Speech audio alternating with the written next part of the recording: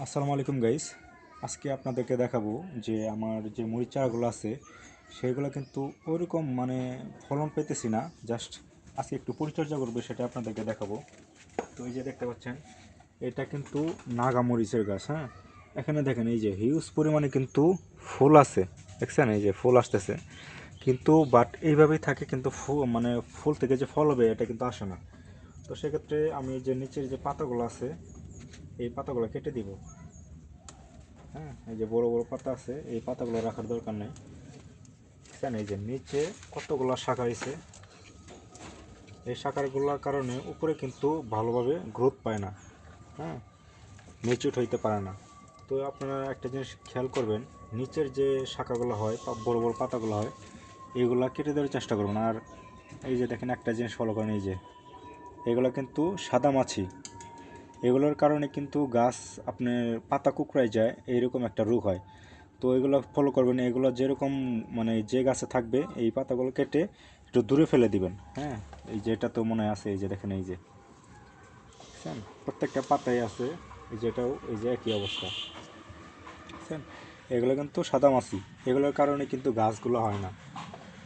তো এই যে এখানে আরও গাছ আছে, তো এইগুলো গাছে মোটামুটি ফলন পাইছি। তো এই যে এই নিচের ডালগুলো কেটে দিব, এগুলো দরকার নেই। দেখছেন একটা দুইটা শাখা হয়েছে, এই শাখাগুলো যদি আপনি রাখেন তো সেক্ষেত্রে উপরের যে শাখাগুলো হবে এগুলো কিন্তু ওরকমভাবে গ্রোথ পাবে না। তো সেক্ষেত্রে এগুলো কেটে দিতে হবে। দেখছেন কতগুলো শাখা হয়েছে, 10 থেকে 12টা করে শাখা হয়েছে। এই শাখাগুলোর কারণে কিন্তু উপরের শাখাগুলো কিন্তু ওরকমভাবে ম্যাচিউর হতে পারে না।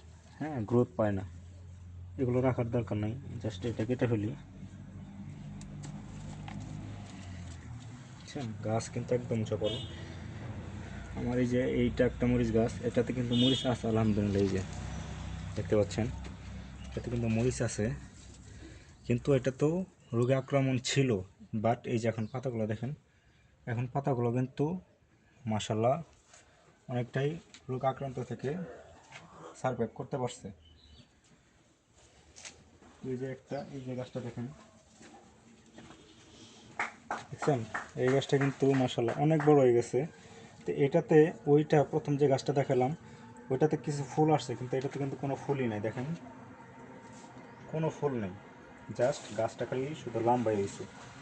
আর নিচের পাতাগুলো দেখেন কি বড় বড় পাতা,